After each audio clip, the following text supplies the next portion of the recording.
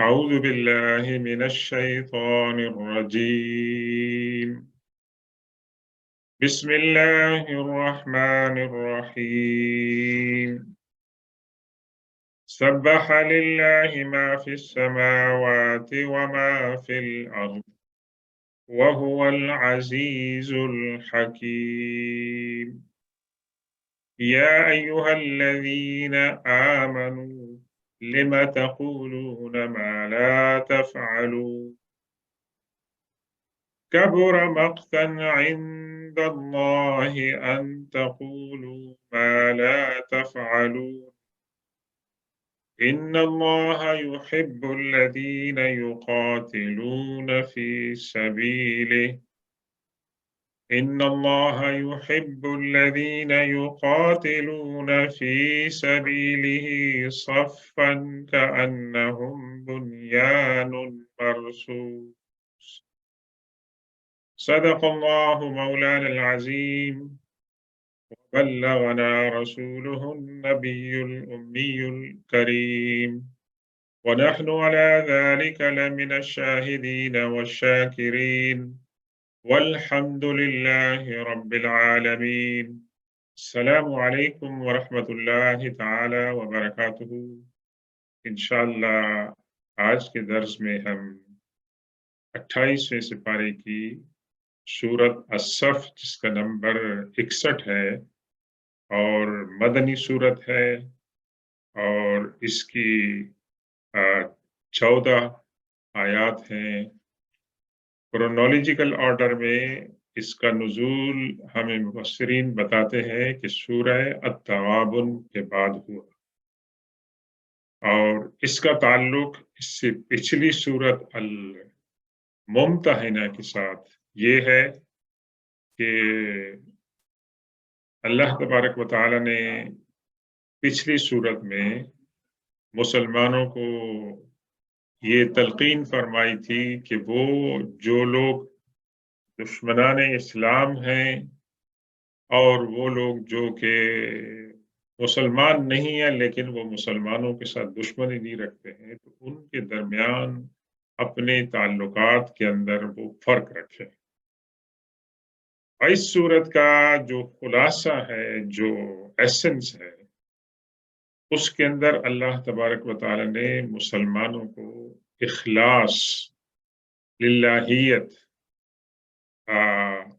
کی تلقین فرمائی ہے اور وعدے کو پورا کرنا، اللہ کی راہ کے اندر جو لوگ اس کے ساتھ وابستگی کا دعویٰ کرتے ہیں، اللہ کی راہ کے اندر انہیں یکسوئی کے ساتھ سٹینڈ لینا چاہیے۔ اور دوسرا جو اہم نقطہ ہے اس صورت کے اندر کہ اللہ تبارک و تعالیٰ کے انبیاء کرام کے اندر 3 جلیل القدر انبیاء، حضرت موسیٰ علیہ السلام، حضرت عیسیٰ علیہ السلام اور خاتم النبیین جناب محمد الرسول اللہ صلی اللہ علیہ وسلم کا ذکر مبارک ہوا ہے اور اس کے اندر بہت سے اسباق ہیں۔ سب سے بڑا سبق یہ ہے کہ انبیاء کرام جس طرح کہ اللہ کے رسول سے فرمایا کہ وہ ایک دوسرے کے بھائی ہیں اور ایک دوسرے کے بھائی ہونے کا مقصد یہ ہے کہ ان کا جو مشن ہے تمام کے تمام کا، ان کی تعلیمات کا جو نچوڑ ہے وہ عقیدہ توحید ہے، آخرت ہے، فرشتوں پر ایمان ہے، اللہ کی کتابوں پر ایمان ہے اور اعمال صالحہ کی تلقین ہے۔ تو یہ تمام کی تمام چیزیں جو ہیں وہ تمام انبیاء کرام کے درمیان جو ہے وہ مشترک ہے۔ تیسرا جو اہم نقطہ ہے کہ انبیاء کرام کو اپنے ماننے والے اور نہ ماننے والوں سے بہت بڑے چیلنجز کا سامنا کرنا پڑتا ہے۔ ایسے چیلنجز کہ دنیا کا دوسرا کوئی لیڈر، انسانی لیڈر جو ہے، جو پیغمبر نہ ہو، وہ نہیں کرتا ہے۔ اور یہ تمام چیلنجز انبیاء کرام کی سیرت میں یہ بتاتے ہیں کہ حق کے راستے کے اندر انسان کو جو ہے وہ اخلاص دکھانا چاہیے، عزیمت دکھانی چاہیے اور حق کے معاملے میں، سچ کے معاملے میں کمپرومائز نہیں کرنا چاہیے۔ اور آخر میں सूरत के आखिर में मुसलमानों को तलकीन की गई है कि वो अल्लाह के लिए अपने आप को जो है वो खालिस करें और अल्लाह के दीन के लिए जिन कुर्बानियों की ज़रूरत है उनको वो पेश करें और अल्लाह तबारक व तआला की तरफ से उनको वादा किया गया है कि अल्लाह तबारक व तआला आखिरत में उनको बेहतर अंजाम से नवाज़ेगा। इस सूरत के शान नुज़ूल के बारे में ये रिवायात बयान की गई हैं कि सहाबा कराम की एक जमात के दिल में ये ख्वाहिश पैदा हुई कि वो अल्लाह के रसूल सल्लल्लाहु अलैहि वसल्लम से ये पूछें कि अल्लाह की बारगाह में सबसे ज़्यादा पसंदीदा अमल कौन-सा है? लेकिन ये सवाल करने में उनको हिचकिचाहट हुई कि अल्लाह के रसूल सल्लल्लाहु अलैहि वसल्लम किस तरह ये सवाल किया जाए और ये बहुत बड़ा सवाल है। तो अभी वो इस शशोपंज में थे कि अल्लाह के रसूल सल्लल्लाहु अलैहि वसल्लम की तरफ से उनके लिए ये सूरत पेश की गई कि ये सूरत जो है, आप जिस चीज़ का सवाल कर रहे थे, उसका जवाब इस सूरत के अंदर है।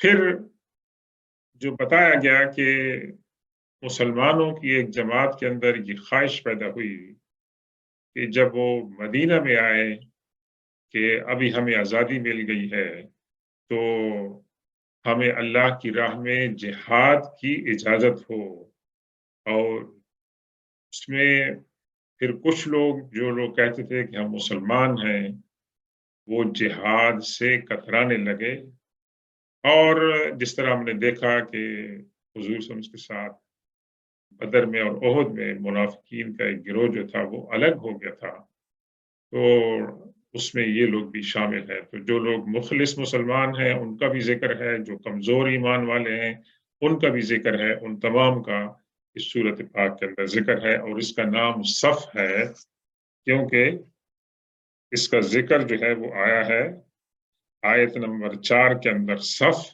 और सफ़ के माने होते हैं कि इंसान डिसिप्लिन रखते हुए जहाँ पर पैरवी की ज़रूरत है, वहाँ एक सफ़ के तौर पर जिस तरह की लाइनें बैटल ग्राउंड में करते हैं, उसी तौर पर जो है वो डिसिप्लिन रखते हुए वो उसका मुज़ाहरा करें। बिस्मिल्लाहिर्रहमानिर्रहीम सब्बह लिल्लाहि मा फ़िस समावाति व मा फ़िल अर्द व हुवल अज़ीज़ुल हकीम। ये पहले भी अर्ज़ कर चुके हैं कि कुरान पाक की वो सूरतें कि जिनका आगाज़ सब्बहा युसब्बिहु से होता है, वो सूरतें कहलाती हैं मुसब्बिहात, यानी जिसमें अल्लाह ताला की तक़दीस बयान की गई हो, जैसे सुब्हानल्लज़ी अस्रा है। इसी तरह से कुछ सूरतें हम पहले मुताला कर चुके हैं और उसके बाद भी आएँगी, तो उन तमाम सूरतों को मुसब्बिहात कहते हैं। और इस सूरत के आगाज़ में पहली आयत के अंदर अल्लाह तबारक व तआला ने फरमाया कि अल्लाह के लिए तस्बीह की हर उस चीज़ ने जो आसमानों में है और ज़मीन के अंदर है। यानी अगरचे माज़ी का लफ़्ज़ इस्तेमाल किया है, लेकिन ये मुज़ारिअ के तौर पर भी, मुस्तक़बिल के अंदर भी और ज़माने हाल के सीग़े के अंदर भी इस्तेमाल हुआ है। युसब्बिहु लिल्लाहि मा फ़िस समावाति व मा फ़िल अर्द। अल्लाह के लिए हर वो शय जो ज़मीनों में है और आसमानों में है, वो तस्बीह करती है। और सूरह इसरा में क्या फरमाया? व इन मिन शैइन इल्ला युसब्बिहु बिहम्दिही वलाकिन ला तफ़क़हून तस्बीहहुम। और ज़मीन और आसमान में कोई ऐसी चीज़ नहीं है जो अल्लाह की तस्बीह न करती हो, मगर तुम उनकी तस्बीह को नहीं समझते कि उनकी तस्बीह का तरीका क्या है और उनका एक्सप्रेशन क्या है, और वो अपनी तस्बीह जब करते हैं अल्लाह की, तो उसके अंदर वो क्या कहते हैं, अल्लाह की बड़ाई बयान करते हैं। तो यहाँ चूँकि अल्लाह तबारक व तआला एक अज़ीमुश्शान मज़मून को बयान फरमा रहे हैं, तो उसके बयान करने से पहले अल्लाह तबारक व तआला ने अपनी अपनी ज़ुबान में खुद अपनी तक़दीस और अपनी अज़मत को बयान फरमाया और फिर ये भी फरमाया व हुवल अज़ीज़ुल हकीम। अल्लाह तबारक व तआला जो है अज़ीज़ है, यानी वो पावरफुल है, उसके पास ताकत है, क़ुव्वत है। अल हकीम, और वो दाना भी है। कुछ लोगों के पास, इंसानों के पास पावर होती है, लेकिन उनके पास विज़डम नहीं होती है। अल्लाह तबारक व तआला के पास पावर है اور اس کے پاس وزڈم ہے کہ کس طریقے سے اپنی پاور کو اللہ تعالیٰ استعمال فرمانا چاہتا ہے۔ اللہ تبارک و تعالیٰ جو ہے یہ اس کی صفات ہے۔ اب اس کے بعد جو مضمون بیان ہو رہا ہے وہ تمام مسلمانوں سے مخاطب ہے، اور اس کے اندر وہ مسلمان بھی شامل ہیں جو حضور صلی اللہ علیہ وسلم کے صحابہ کرام تھے، اور ان کے بعد جو ہے ان کو بھی ہے۔ کیا فرمایا؟ یا ایھا الذین آمنوا لم تقولون ما لا تفعلون، اے ایمان والو تم کیوں ایسی باتیں کرتے ہو جو تم ایسی باتیں کیوں کہتے ہو جو تم کرتے نہیں ہو، یعنی تمہارے قول اور عمل کے اندر تضاد کیوں ہے۔ یہ ایک بہت بڑی بات اللہ تبارک و تعالیٰ نے اس دور کے مسلمانوں کو بتائی، جس کے بارے میں ابھی عرض کیا ہے کہ جب ان کی جماعت نے اس بات کی خواہش کا اظہار کیا کہ ہمیں جہاد کے اندر شریک ہونا چاہیے، لیکن جب جہاد کا حکم آیا، اس کی آیات نازل ہوئی، تو کچھ لوگوں نے اس سے جان چھڑانے کی کوشش کی۔ اس کا مطلب یہ ہے کہ وہ لوگ جو تھے وہ جہاد میں شریک نہیں ہونا چاہتے تھے، کیونکہ جہاد کے اندر شرکت کے اندر تکلیف ہے، اس کے اندر رسک ہے کہ آپ کی جان بھی جو ہے وہ اس سے وہ مطلب ہے کہ ہاتھ دھو بیٹھیں گے۔ لیکن ہم صحابہ کرام کی جاں فروشی کی داستانیں پڑھتے ہیں اور سنتے ہیں جو بہت ہی انسپریشنل ہے کہ صحابہ کرام کے درمیان جذبہ شہادت اور جذبہ جہاد کتنا بڑا تھا کہ حضرت عبداللہ بن عمر رضی اللہ تعالیٰ عنہ جنگ بدر کے اندر ان کی عمر جو تھی وہ کم تھی، اور لیکن انہوں نے خواہش کا اظہار کیا تو اللہ کے رسول نے فرمایا کہ نہیں، آپ کی عمر کم ہے۔ اللہ کے رسول صلی اللہ علیہ وسلم فرمایا تھا کہ جن کی عمر 15 سال ہے میں ان لوگوں کو اجازت دوں گا کہ وہ جہاد میں شرکت کریں۔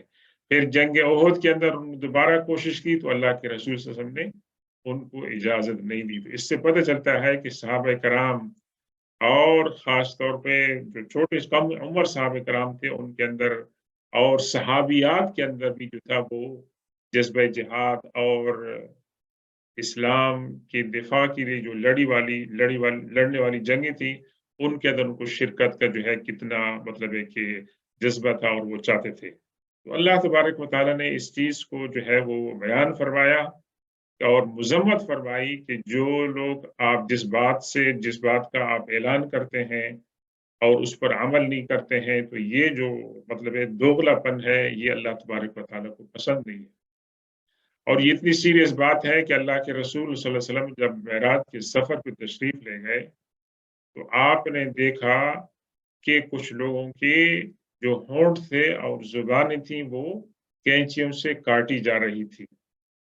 تو اللہ کے رسول صلی اللہ علیہ وسلم نے پوچھا کہ یہ کون لوگ ہیں، ان کا کیا ماجرا ہے؟ تو فرمایا یہ آپ کی امت کے وہ واعظ ہیں، وہ خطیب ہیں جو لوگوں کو اچھی باتیں بتاتے ہیں لیکن خود ان پر عمل نہیں کرتے ہیں۔ تو جب ہم مسند خطابت پہ جلوہ گر ہوتے ہیں تو اس وقت ہم سمجھتے ہیں کہ ہمارا کام، ہمارا فرض کیا ہے؟ لوگوں کو اچھی باتیں بتانا، اور یہ کہ بھی یہ جو باتیں ہم بتا رہے ہیں یہ لوگوں پر فرض ہیں، لیکن اپنے آپ کو ہم اس سے ایکسکلوڈ کرتے ہیں۔ انفارچونیٹلی یہ امت کا ایک المیہ ہے، اور امت کے اندر اس وقت جو مسائل ہیں، جو مشکلات ہیں، ان میں یہ ایک مسئلہ بھی ہے کہ ہم مسلمان ہونے کا دعویٰ کرتے ہیں، لمحہ اسلام کے اوپر ایمان کے جو تقاضے ہیں ان پر عمل نہیں کرتے ہیں۔ اور اللہ کے رسول صلی اللہ علیہ وسلم نے ایک حدیث میں فرمایا کہ منافق کی 3 نشانیاں ہیں، اور ایک میں فرمایا کہ اس کی 4 نشانیاں ہیں، اور اس میں سے ایک نشانی یہ ہے کہ وہ جب بولتا ہے تو جھوٹ بولتا ہے، اور جب وعدہ کرتا ہے تو وعدہ خلافی کرتا ہے۔ تو اللہ تبارک و تعالیٰ اس کی طرف جو ہے وہ ہماری جو ہے نا یاد دہانی فرما رہے ہیں۔ یہ ایمان کے لحاظ سے بھی، اخلاقی لحاظ سے بھی، انسانی لحاظ سے بھی یہ بات بڑی معیوب ہے کہ انسان جو ہے وہ کہے کچھ اور عمل کچھ کرے، وعدہ کرے، وعدہ خلافی کرے، اور چاہے مسلمان ہو غیر مسلمان ہو، یہ جو ہے نا یہ کنڈیمنیبل چیز ہے، لیکن ہمارے لیے چونکہ ہمارے ایمان کا حصہ ہے، ہمارے لیے اس کی ضرورت اور فرضیت جو ہے وہ زیادہ بڑھ جاتی ہے۔ پھر کیا فرمایا؟ کبر مقتن، کبر مین یہ بہت بڑی بات ہے، مقتن کہتے ہیں اللہ تبارک و تعالیٰ کے غصے کو اور غضب کو اور گناہ کو. یہ عذروئے گناہ بہت بڑی بات ہے. ان تقولوا ما لا تفعلون کہ تم ایسی بات کہو جس پر تم عمل نہیں کر رہے ہو. تو آپ دیکھیں، غور کریں کہ دو مسلسل آیتوں کے اندر اس بات کو مطلب ہے کہ تاکید کے ساتھ بیان کیا جا ہے کہ انسان ایسی بات نہ کہے جس پر وہ عمل نہیں کرتا ہے. یہ ہمارے یہاں دعوے کرنے کی تو بہت ہے کہ ہم جو ہے آسمان سے ستارے نیچے لے آئیں گے، لیکن جب کام نوبت آتی ہے عمل کی تو ہم اس کے اندر صفر ہوتے ہیں. تو انسان کو عاجزی اختیار کرنی چاہیے، بڑے دعوے نہیں کرنے چاہیے، کیونکہ جو انسان بولتا ہے وہ اس کا بول ریکارڈ ہو جاتا ہے اور اس سے اس کی پوچھ ہوگی کہ آپ نے یہ کہا تھا اور آپ نے کیا کیا تھا. تو اللہ تبارک و تعالی ہمیں اپنے قول کے اندر، اپنے عمل کے اندر مطابقت کی توفیق عطا فرمائے. ہمارا جو ظاہر ہے، ہمارا جو باطن ہے، اللہ تبارک و تعالی اس کے اندر بھی یکسانیت ہمیں پیدا فرمائے. آپ یقین جانیں کہ جو لوگ مسلمان جن کو اللہ تعالیٰ نے ایمان کی دولت نصیب فرمائی ہے اور جو اسلام کے فرائض کو انجام دیتے ہیں اور جن کے قول میں اور عمل میں مطابقت ہو، جن کا ظاہر اور باطن ایک ہو، تو آپ جو اولیاء اللہ کی تعریف سنتے ہیں یہ ان لوگوں پر صادق آتی ہے کہ جن کا باطن بھی صاف ہے، ظاہر بھی صاف ہے. تو یہ اللہ کے ولی ہیں. ایسے انسان، ان کا لیبل نہیں لگا ہوا ہے یا انہوں نے کوئی خاص لبادہ نہیں پڑا ہوا ہے کہ جی ان کو آپ کہیں کہ یہ اللہ کے ولی ہیں. نہیں، اللہ کے ولیوں کی یہ نشانیاں ہیں. اللہ کے جو نیک بندے ہیں، متقی پرہیزگار جو بندے ہیں، کہ ان کے قول اور عمل کے اندر یکسانیت ہو، زبان سے وہ سچ بولیں، ان کا کردار جو ہے وہ صاف ہو، اور ان کے دل میں جو بات ہے، ان کی زبان کے اوپر جو بات ہے، اس کے اندر یکسانیت ہو. تو یہ اللہ تبارک و تعالیٰ کے جو ولی ہیں، نیک بندے ہیں، ان کی صفات ہیں. اللہ تبارک و تعالیٰ ہمیں ایسی صفات سے مزین فرمائے اور اپنے اخلاق کی، اعمال کی ہمیں اصلاح کی توفیق عطا فرمائے، کیونکہ ان سے پھر جو ہے برکتیں آتی ہیں، زندگی میں برکتیں آتی ہیں، خاندان میں برکتیں آتی ہیں، معاشرے کے اندر برکتیں آتی ہیں، دین، دنیا اور آخرت کی جو ہے وہ برکتیں اور بھلائیاں ملتی ہیں. اللہ تبارک و تعالی ہم سب کو یہ تمام روحانی برکات سے مزین فرمائے. پھر فرمایا ان اللہ یحب الذین یقاتلون فی سبیلہ صفا کأنہم بنیان مرصوص. اللہ تبارک و تعالیٰ نے ایک بہت ہی اچھی مطلب ہے کہ پیرابل استعمال فرمائی ہے مسلمانوں کو ڈسپلن کا لحاظ کرنے کے لیے کہ اللہ تعالیٰ ان لوگوں کو پسند فرماتا ہے، ان سے محبت فرماتا ہے جو اس کی راہ میں جہاد کرتے ہیں. اور جب اس کی راہ میں جہاد کرتے ہیں صفاً، ایک صف کے طور پر کھڑے ہوتے ہیں. یعنی ایک صف سے مراد اس طرح نہیں ہے ظاہری طور پر کہ جس طرح آپ نماز میں کھڑے ہوتے ہیں، لیکن اس کا مطلب یہ ہے کہ ان کے اندر ڈسپلن ہوتا ہے اور وہ لوگ آرگنائز ہوتے ہیں اپنے سپہ سالار اور کمانڈر کی قیادت کے اندر، یک جان ہو کر کہ جو کمانڈر ان کو حکم دے گا اس کی پیروی کریں گے. اور اللہ کے رسول صلی اللہ علیہ وسلم جہاد سے پہلے، لڑائی سے پہلے مسلمانوں کو خطاب فرماتے تھے اور ان کی صفیں درست فرماتے تھے اور ان کو تلقین فرماتے تھے. اور یہ درس ہمیں نماز کے اندر بھی ملتا ہے کہ ہم ایک امام صاحب کے پیچھے ارکان جو نماز ہیں ہم ان کو ادا کرتے ہیں. اور اگر آپ نماز کے اندر امام صاحب سے پہلے رکوع اور سجدہ کریں گے تو آپ کی نماز انویلڈ ہو جائے گی. اسی طریقے سے جہاد کے اندر بھی یہ ہے کہ جب آپ نے اس بات کا اعلان کر دی ہے کہ آپ ان کو فالو کریں گے تو وہاں پر آپ نے جو آپ کو امام جو لیڈر ہوگا اس کا جنگ کا جو آپ کو جس بات کی جو ڈیوٹی دے گا آپ نے اس کو فالو کرنا ہوگا. اسی کو ڈسپلن کہتے ہیں، اسی کو اطاعت کہتے ہیں. کأنہم بنیان مرصوص، ان کی صف ایسی ہونی چاہیے کہ جیسے کہ وہ سیسا پلائی ہوئی دیوار ہے.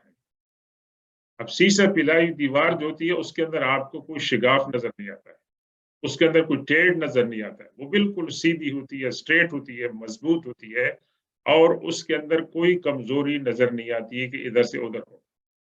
تو اللہ نے فرمایا کہ جب آپ کھڑے ہوں جہاد کے اندر، لڑائی کے اندر، تو اس وقت آپ کو سیسا پلائی دیوار کے طور پر بننا چاہیے، ایک دوسرے کے ساتھ ملے ہو، ایک دوسرے کے ساتھ سپورٹ کر رہے ہو، اور اس کے اندر یہ نہیں فرمایا کہ آپ کی تعداد کم ہو یا زیادہ ہو۔ تو یہ تو ایک آپ سمجھیں کہ بھئی سورت کا آغاز فرمایا، اور سورت کے آغاز میں اخلاص فی القول و فی العمل، اور دوسرا کہ ڈسپلن کا جو مظاہرہ کرنا چاہیے اس کی تلقین کی ہے، اور یہ مسلمانوں کو تلقین کی جا رہی ہے، وہ مسلمان کے جو حضور صلی اللہ علیہ وسلم کے صحابہ کرام تھے، اولین مخاطبین تھے، لیکن یہ آج بھی یہ حکم ہمارے لیے بھی ہے۔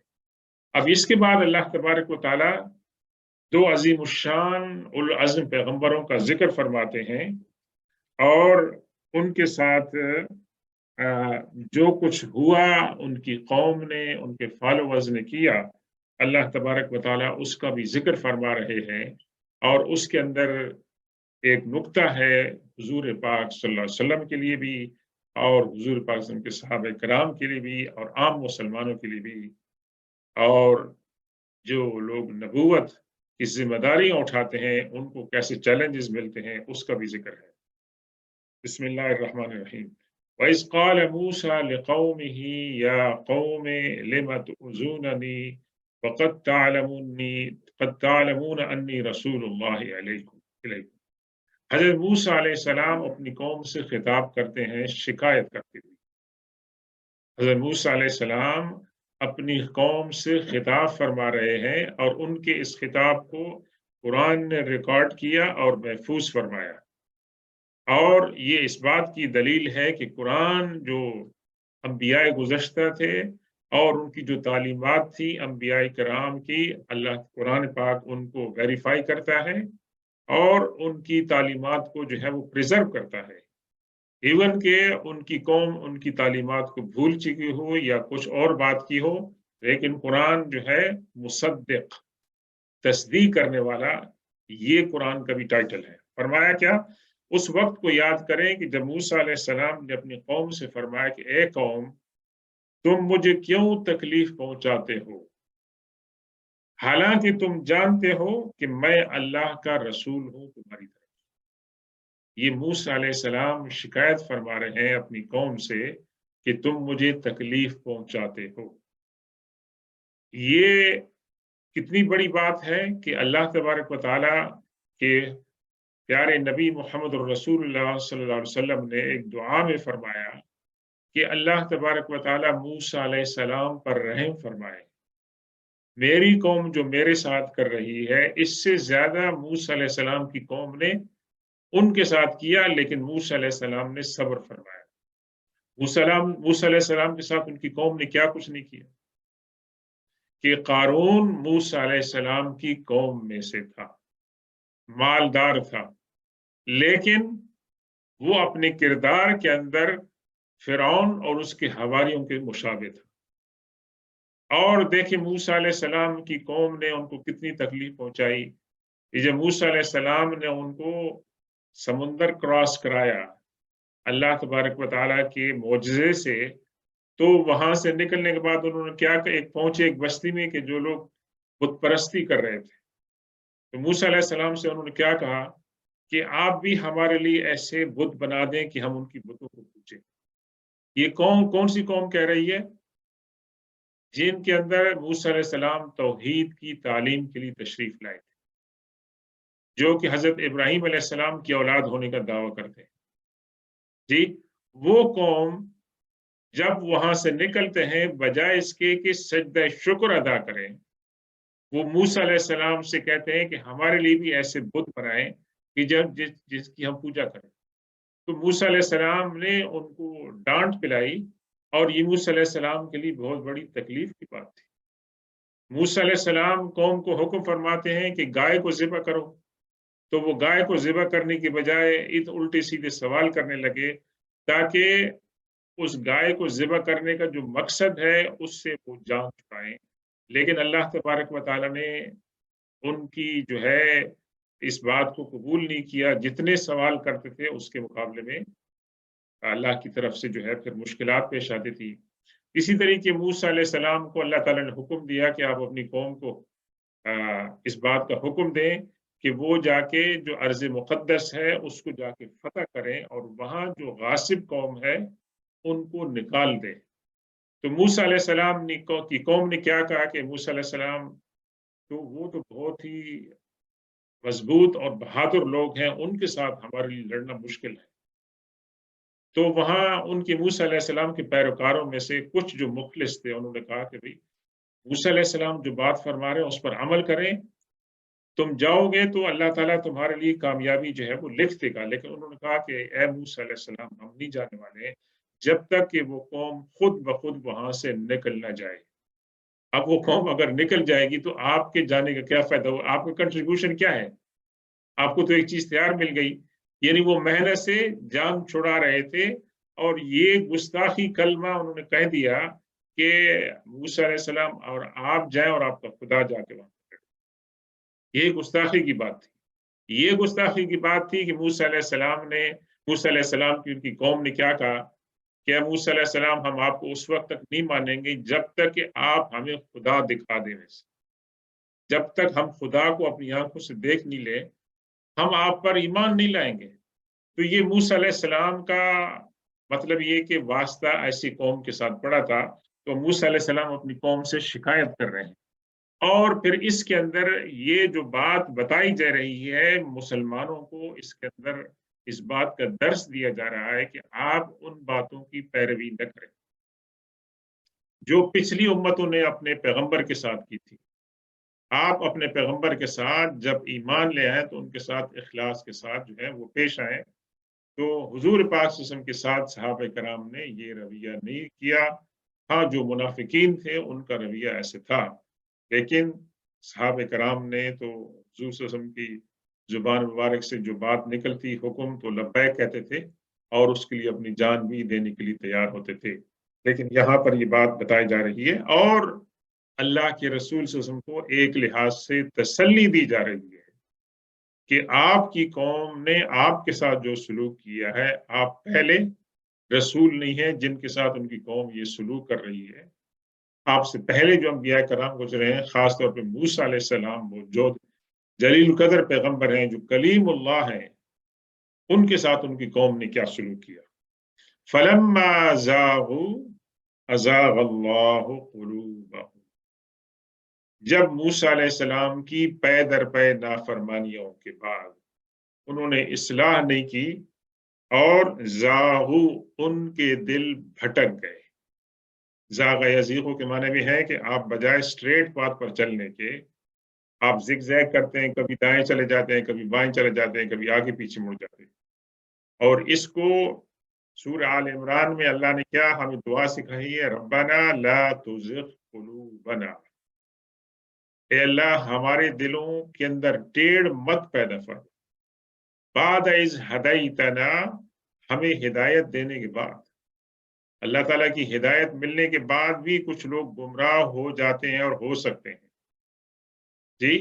تو وہ دعا بتائی جا رہی، ہمیں سکھائی جا رہی ہے کہ آپ اللہ سے بھی یہ دعا مانگیں کہ اللہ تعالیٰ آپ کو ثابت قدمی عطا فرمائے اپنے ایمان پر اور اپنے اسلام پر، جو کہ اسلام کے افعال ہے۔ فَلَمَّا زَاغُوا، پھر جب وہ لوگ سیدھے راستے سے ہٹ گئے تو اللہ تعالیٰ نے ان کے دلوں کے اندر ٹیڑھ پیدا کر دی۔ یہ تو ناقدری ہے نا کہ اللہ کی طرف سے ہدایت آئے اور انسان اللہ کی ہدایت کو سمجھنے، اس پر عمل کرنے کی بجائے اس ہدایت کے خلاف کام کرے گا تو اللہ تبارک و تعالیٰ پھر اپنی رحمت سے ان کو محروم کر دے گا۔ اور اس کی رحمت سے محرومی کی ایک صورت کیا ہے کہ انسان اللہ کی ہدایت سے، اللہ کی عبادت سے، اللہ کے قرب سے انسان محروم ہو جائے۔ اس کے پاس دنیا کی تمام نعمتیں ہوں لیکن اس کے پاس ہدایت نہ ہو، اس کا دل عبادت کے اندر نہ لگے، اس کے دل کے اندر غریبوں کی اور محتاجوں کی جو ہے وہ جو بہبود ہوتی ہے وہ اس کے اندر جذبہ نہ ہو، تو یہ اللہ تبارک و تعالیٰ کی رحمت سے مایوسی کیا نہ محرومی ہے۔ واللہ لا یہدی القوم الفاسقین، اللہ تعالیٰ ان لوگوں کو ہدایت نہیں دیتا ہے جو बुरे रास्ते पर चलते हैं। वइज़ क़ाल ईसा इब्न मरियम या बनी इसराईल इन्नी रसूलुल्लाह इलैकुम मुसद्दिक़न लिमा बैन यदैया मिनत-तौरात व मुबश्शिरन बिरसूलिन याती मिन बाद इस्मुहु अहमद। अब इस आयत के अंदर बहुत सारी बातें बयान की गई हैं जब ईसा अलैहिस्सलाम बनु इसराइल से मुखातिब होते हैं। ईसा अलैहिस्सलाम की तशरीफ आवरी से पहले मूसा अलैहिस्सलाम ने बनु इसराइल को बशारत दी थी कि मेरे बाद एक पैगंबर आएगा जो तुम्हें तालीम देगा, तुम्हें हिदायत से सरफराज फरमाएगा। अब जब ईसा अलैहिस्सलाम तशरीफ लाए तो ईसा अलैहिस्सलाम हजरत मूसा अलैहिस्सलाम के दीन के फॉलोअर्स थे। हजरत ईसा अलैहिस्सलाम नया दीन नहीं लेकर आए थे। हाँ, उनकी शरीयत के अंदर कुछ बातें हजरत मूसा अलैहिस्सलाम की शरीयत से मुख्तलिफ थीं, लेकिन हजरत ईसा अलैहिस्सलाम बनु इसराइल के लिए पैगंबर थे, जिस तरह हजरत मूसा अलैहिस्सलाम थे। और फिर इसके अंदर आप देख लें कि जो लफ्ज फरमाया ईसा अलैहिस्सलाम ने, इन्नी रसूलुल्लाह इलैकुम, मैं तुम्हारी तरफ अल्लाह का भेजा हुआ रसूल हूँ। और ईसा अलैहिस्सलाम की तरफ एक कौल मंसूब है कि मुझे बनी इसराइल की जो भेड़ें हैं उनकी इस्लाह के लिए भेजा गया है। तो न तो मूसा अलैहिस्सलाम ने दावा किया, न ईसा अलैहिस्सलाम ने दावा किया कि उनका जो रिलीजन है वो यूनिवर्सल रिलीजन है। मूसा अलैहिस्सलाम की सारी जो कंसंट्रेशन थी वो बनु इसराइल की इस्लाह पर थी, और ईसा अलैहिस्सलाम की जो कंसंट्रेशन थी वो बनु इसराइल की इस्लाह पर थी। देखिए, मूसा अलैहिस्सलाम ने कितनी निशानियां दिखाई उनको, और ईसा अलैहिस्सलाम ने अपनी कौम को कितने मोजज़ात दिखाए, ऐसे ऐसे अजीमुशान मोजज़ात दिखाए कि ईसा अलैहिस्सलाम का ये मोजज़ा कि आप बगैर बाप के पैदा हुए हैं, और ईसा अलैहिस्सलाम ने गहवारे के अंदर गुफ्तगू फरमाई। ईसा अलैहिस्सलाम ने मुर्दों को जिंदा फरमाया, और मुर्दे उठने के बाद उन्होंने ईसा अलैहिस्सलाम की रिसालत की, शहादत की गवाही दी। और इतने आपने मुजज़ात दिखाए कि जो लोग मादर पिदर क्या थे, वो अंधे थे, हजरत ईसा अलैहिस्सलाम ने अपना मुबारक हाथ उनकी आंखों पर फेरा तो वो उनकी बिनाई जो है वो बहाल हो गई। तो ये मुजज़ात देखने के बावजूद भी उस कौम ने ईसा अलैहिस्सलाम को तकलीफें पहुंचाई, और यहाँ तक कि उनको सूली पर चढ़ाने के लिए तैयार हो गए। उनको मामूली सी रकम के एवज में बेचने लगे ताकि मुखालिफीन नऊज़ बिल्लाह उनकी जिंदगी को तमाम कर दें। और फिर ईसा अलैहिस्सलाम ने जो दूसरी बात फरमाई वो क्या थी? मुसद्दिक़न लिमा बैन यदैया मिनत तौरात, मुझसे पहले हजरत मूसा अलैहिस्सलाम जो तौरात लेकर आए हैं मैं उसकी तस्दीक कर रहा हूं। तो गोया कि ईसा अलैहिस्सलाम का जो दीन था, जो मजहब था, वो मूसा अलैहिस्सलाम से मुख्तलिफ नहीं था। जो बुनियादी अकायद थे, इबादत थी, हाँ, उनकी शरीयत में थोड़ी बहुत जो है ना इख्तिलाफ था, वो उस मौके के लिहाज से था जो हज़रत ईसा अलैहिस्सलाम का दौर था। और ये तमाम जो अंबिया कराम की जो शरीयत है उसके अंदर थोड़े बहुत इख्तिलाफात जो है होते हैं। तीसरी बात जो उन्होंने बहुत ही अहम बात बयान फरमाई, वमुबश्शिरन बिरसूलिन याती मिन बाद इस्मुहु अहमद, और मैं बशारत देने वाला हूं एक रसूल की जो मेरे बाद आएगा, और उसका नाम क्या होगा? अहमद हो। तो तारीख इस पर गवाह है कि हुजूर पाक सल्लल्लाहु अलैहि वसल्लम की पैदाइश से पहले किसी का नाम अहमद नहीं था, और अल्लाह के रसूल सल्लल्लाहु अलैहि वसल्लम ने अपने जो 5 नाम गिनवाए उनमें एक अहमद था। अब कोई शख्स 1400 साल के बाद आए और उसके माँ बाप उसका नाम गुलाम अहमद रखते हैं, और वो कहे कि सूरह सफ में जो अहमद का नाम है वो मेरा नाम है, اور میں پیغمبر ہوں، اور اس کے جھوٹ پہ، فریب پر جو لوگ کے اپنے آپ کو عقل مند سمجھتے ہیں، جن کے پاس یونیورسٹیز کی ڈگریاں ہیں اور اچھی اچھی ذمہ داریاں ہیں، لیکن وہ اس کے اس دعوے پر تصدیق کرتے ہیں اور اس کو مان لیتے ہیں۔ تو یہ اسی کو تو کہتے ہیں نا کہ ربنا لا تزغ قلوبنا بعد اذ ہدیتنا، اللہ کی ہدایت آنے کے باوجود جو انسانوں کے دل ٹیڑھ ہو جائے، کہ جنہوں نے قرآن کو دیکھا ہو، قرآن کی تعلیمات کو دیکھا ہو، جنہوں نے حضور پاک صلی اللہ علیہ وسلم کی سیرت جو اوپن کتاب کی طرح ہے، اس تمام کو ہونے کے باوجود بھی یہ من بعد ہی اسم احمد کا اطلاق انہوں نے 1400 سال کے بعد ایک شخص کے اس دعوے پر کہ وہ احمد میں ہوں جس کا ذکر یہاں کیا گیا، تو 1400 سال پہلے جو احمد گزرے ہیں ان کا کیا ہوگا؟ یہ سمجھ میں نہیں آ رہی ہے انسانوں کی۔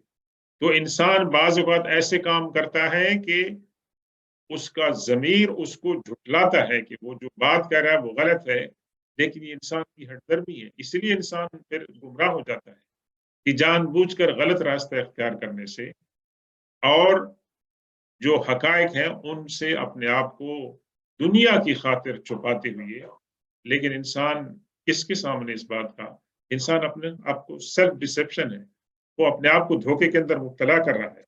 فلما جاءهم بالبينات قالوا هذا سحر مبين، جب وہ ہستی تشریف لے آئے، یعنی حضور پاک صلی اللہ علیہ وسلم جب تشریف لے آئے تو انہوں نے کیا کہا؟ هذا سحر مبين، یہ تو کھلا جادو ہے۔ یہ اللہ تبارک و تعالی فرما رہے ہیں کس قوم کے بارے میں؟ حضرت عیسیٰ علیہ السلام کے فالوورز کے بارے میں۔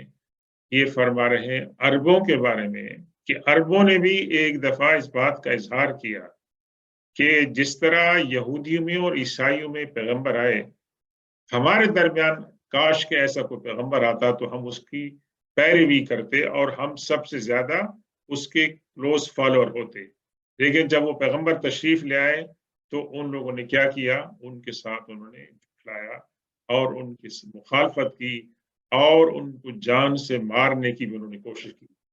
تو یہ انسان کے کردار کی مختلف صورتیں ہمیں بتائی جا رہی ہیں کہ انسان جو ہے بعض اوقات اپنے مفاد کی خاطر، دنیا کی خاطر انسان اندھا ہو جاتا ہے اور وہ کیا سے کیا کرتا ہے، جو ہم آج کل دیکھ رہے ہیں، جو ہم آج کل اپنی آنکھوں سے دیکھ رہے ہیں، بہت وضاحت کے ساتھ دیکھ رہے ہیں کہ آج کل انسانوں کا خاص طور پر وہ معاشرے جو اپنے آپ کو مہذب کہتے ہیں، جو آپ کو انلائٹن کہتے ہیں، ان کے عادات و اطوار کے اندر پتہ چلتا ہے کہ وہ انسانیت کی جو بالکل پستی ہے، اخلاقی گراوٹ ہے، اس کے اندر مبتلا ہے، لیکن اس کے باوجود ان کا دعویٰ ہے کہ ہم دنیا کی مہذب ترین قوم ہیں۔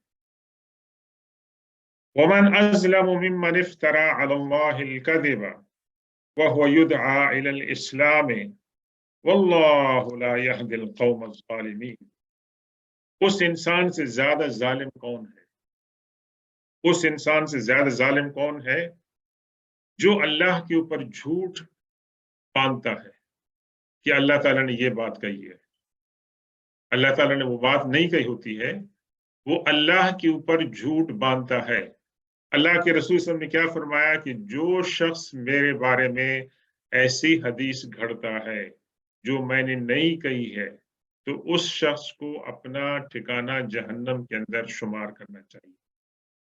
اور بدقسمتی سے ہماری اسلامی تاریخ میں ایسے لوگ آئے، سو کالڈ محدثین، نیریٹرز آف حدیث، جنہوں نے جھوٹی حدیثیں گھڑی اللہ کے رسول صلی اللہ علیہ وسلم کے نام پر۔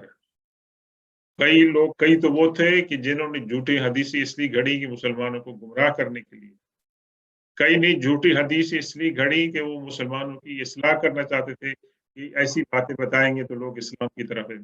یہ بھی غلط تھے، وہ بھی غلط تھے۔ اور پھر اللہ تبارک و تعالیٰ نے چونکہ اس دین کو بچانا تھا، اس امت کے اندر اللہ تعالیٰ نے محدثین کی ایک ایسی جماعت پیدا فرمائی جو للہیت تھی، ان کے اندر اخلاص تھا۔ انہوں نے بہت ہی محنت کر کے اسکروٹنی کی اور बताया कि कौन सी हदीस जो है वो झूठी है, फैब्रिकेटेड है, और कौन सी ऑथेंटिक है। और ये हमारी जो इल्मुल हदीस है उसके अंदर ये एक बहुत बड़ा फन है, बहुत बड़ा डिसिप्लिन है, जिसको कहते हैं कि इल्मुर रिजाल। यानी हदीस के चेन के अंदर जितने लोगों का नाम है, हमारे जो हदीस की ऑथेंटिसिटी को करने वाले हैं, वो पूरा उनका जो बायोग्राफी है उसको चेक करेंगे और बताएंगे कि ये साहब जो है रिलायबल है कि नहीं है। मिसाल के तौर पर अगर किसी ने अपनी उम्र के हिस्से में बुढ़ापे में हदीस बोलने की अगर उनके अंदर कमजोरी थी, तो उसके ऊपर भी उन्होंने कहा कि इनकी हदीस फुला फुला एस्पेक्ट्स में काबिल एतबार नहीं होगी, क्योंकि इनका हाफजा कमजोर है।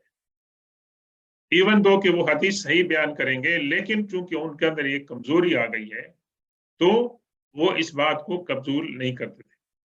और आपने इमाम बुखारी का ये वाक्य पढ़ा होगा कि इमाम बुखारी किसी साहब से हदीस सुनने के लिए गए और उन्होंने देखा कि अपने घोड़े को बुला रहे थे कि जैसे कि उसको हाथ में कुछ चारा दे रहे हैं, लेकिन उनका हाथ खाली था। वैसे ज़ाहिरी तौर पर वो आलिम थे, आबिद थे, ठीक ठाक थे, और हम आम तौर पर हम समझेंगे कि वो घोड़े के साथ ये जो मामला कर रहे थे कोई बहुत बड़ी बात नहीं थी। लेकिन इमाम बुखारी वहां से पीछे वापस आ गए। फरमाया कि जो इंसान एक जानवर के साथ धोखा कर सकता है, उसके ऊपर मैं कैसे भरोसा करूं कि वो अल्लाह की रसूल की हदीस को बयान करते वक्त जो है वो सिद्क को अमानत इख्तियार करे। तो एक तरफ तो हमारे यहाँ लोगों ने हदीस के अंदर फैब्रिकेशन की, बहुत ज्यादा फैब्रिकेशन की, और उसके बाद हमारे जो उलमाए मतलब है कि हक थे, उन्होंने अपनी पूरी जिंदगियां, माशाल्लाह आप पढ़ेंगे तो आप हैरान रहेंगे, वैसे उन्होंने जो कोशिश की है हदीस की स्क्रूटिनी में, बहुत ही मेहनत की, और उन्होंने किताबों पर किताबें लिखी कि कौन सी अहादीस जो है वो ज़ईफ है और कौन से हदीस के सो कॉल्ड जो नरेटर्स हैं दे आर नॉट रिलायबल, और बड़ी मेहनत से काम किया। तो इंशाअल्लाह अल्लाह ताला उनको अजर अता फरमाएगा कि उन्होंने हुजूर सल्लल्लाहु अलैहि वसल्लम की हदीस की हिफाजत की और खिदमत की। तो अल्लाह तबारक व तआला यहाँ क्या फरमा रहे हैं, उस इंसान से ज्यादा जालिम कोई नहीं है जो अल्लाह के ऊपर झूठ बांधता है। ठीक है कि अल्लाह ताला का नऊज़ुबिल्लाह बेटा है कोई, वैसे कोई इंसान नबूवत का दावा करता है, कोई इंसान ऐसा ख्वाब बयान करता है कि जो इस्लाम की बुनियादी तालीमात के खिलाफ होता है, और उसकी बुनियाद पर जनाब वो एक पूरी बुनियाद, एक इमारत खड़ी कर देता है। तो ये तमाम की तमाम बातें जो हैं ये झूठी, अल्लाह को पसंद नहीं है। वह युदआ इलल इस्लाम, और उसको तालीम दी जाती है, दावत दी जाती है इस्लाम की, उसको इस्लाम की दावत दी जाती है, लेकिन वो अल्लाह के खिलाफ जो है ना वो झूठ और इफ्तरा जो है वो बांधता है। वल्लाहु ला यहदिल कौम अज़्ज़ालिमीन, अल्लाह तबारक व तआला जो लोग जालिम होते हैं उनको अल्लाह तबारक व तआला हिदायत नहीं देता। यानी इस्लाम की तरफ आने के लिए इंसान को अपना दिल और दिमाग क्लियर करना हो। पुरानी बातें उनको उन्होंने निकालनी होगी, और साफ दिल के साथ जब वो इस्लाम के पास आएंगे, कुरान की तिलावत करेंगे, तो अल्लाह ताला उनको नूर अता फरमाएगा, उनको हिदायत अता फरमाएगा, सिरात मुस्तकीम की हिदायत अल्लाह ताला अता फरमाएगा। और देखें इसके अंदर 2 दफा जुल्म का लफ्ज इस्तेमाल हुआ है। मन अज़लमु सुपरलेटिव है, there is no one who is greater terrain terrain, और अज़्ज़ालिमीन, अल्लाह जालिमों को हिदायत नहीं देता। तो जालिम से मुराद ये नहीं कि आप किसी को मार पीटना शुरू कर दें, आप जालिम हैं। आप झूठ बोल रहे हैं, ये भी जुल्म है। अल्लाह के खिलाफ बातें कर रहे हैं, ये भी जुल्म है। शिर्क कर रहे हैं, ये शिर्क जो है ये भी जुल्म है, क्योंकि अल्लाह के खिलाफ ऐसी बातें करना जो अल्लाह ताला ने नहीं बताई है। युरीदून लियुत्फिउ नूर अल्लाह बिअफ़वाहिहिम वल्लाहु मुतिम्मु नूरिही वलौ करिहल। अल्लाह तबारक व तआला ने क्या फरमाया कि ये जो लोग हैं हुजूर पास की जो मुखालफत कर रहे हैं, ये क्या चाहते हैं, ये चाहते हैं कि अल्लाह के नूर को बुझा दे, एक्सटिंग्विश।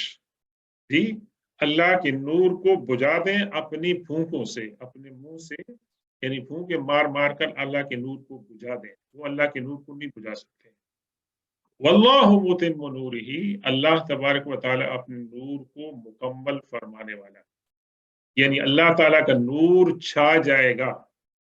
یہ پھونکے مارتے رہیں گے اور ان کی پھونکوں سے کچھ اثر نہیں پڑے گا اور یہ تھک جائیں گے، لیکن اللہ تعالیٰ اپنے نور کو پورا فرمانے والا ہے، یعنی وہ چھا جائے گا۔ وَلَوْ كَرِهَ الْكَافِرُونَ، اگرچہ جو لوگ اسلام کے دشمن ہیں، اس کو نہیں مانتے ہیں، وہ اس بات کو ناپسند کریں۔ تو اللہ تبارک و تعالیٰ کا نور تو حضور صلی اللہ علیہ وسلم کے دور میں پھیلا ماشاءاللہ، حجاز مقدس میں، اس کے بعد خلفائے راشدین کے دور میں اسلام پھیلا۔ اللہ کے رسول صلی اللہ علیہ وسلم نے خواب دیکھا اور فرمایا کہ مجھے خواب میں دکھایا گیا کہ زمین کا کون کون سا حصہ ہے جہاں میری رسالت پہنچے گی۔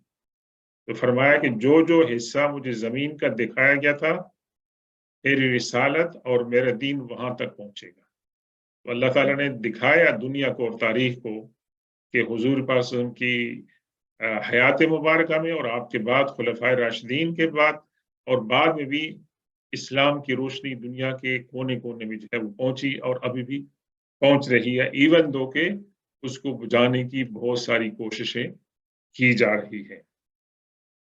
هو الذی ارسل رسولہ بالہدی ودین الحق لیظہرہ علی الدین کلہ ولو کرہ المشرکون۔ یہ آیت نمبر 9 ہے، اور یہ آیت نمبر 9 آیت نمبر 7 اور 8 کی تائید کرتی ہے، اور اس کی مزید جو ہے اس کے اندر وضاحت ہے کہ اللہ تبارک و تعالیٰ ہے کہ جس نے اپنے رسول کو بھیجا ہدایت کے ساتھ اور دین حق کے سچے دین کے ساتھ بھیجا۔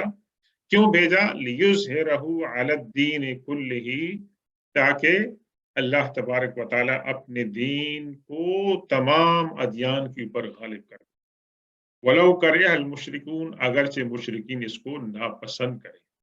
یعنی اللہ تبارک و تعالیٰ نے یہاں کیا فرمایا کہ حضور پاک صلی اللہ علیہ وسلم کا جو میسج تھا وہ یونیورسل میسج تھا، وہ صرف عربوں کے لیے نہیں تھا، صرف قریش کے لیے، مکہ والوں کے لیے، مدینہ والوں کے لیے نہیں تھا، ورنہ تو حضور پاک صلی اللہ علیہ وسلم مکہ سے باہر نہ نکلتے، مدینہ سے باہر نہ نکلتے، لیکن حضور صلی اللہ علیہ وسلم اور صحابہ کرام مکہ سے مدینہ سے باہر نکلے۔ کیوں کہ یہ جو دین تھا یہ یونیورسل دین تھا۔ اس کا مقصد کیا تھا کہ تمام دنیا تک یہ پیغام جو ہے وہ پہنچایا جائے۔ آیت نمبر 9 سورہ صف، اس کے اوپر آج ہم کنکلوڈ کرتے ہیں۔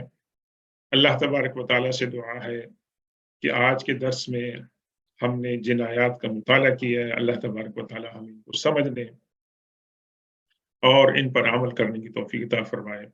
وصلی اللہ تعالی علی خیر خلقہ سیدنا و مولانا محمد و آلہ و اصحابہ اجمعین برحمتک یا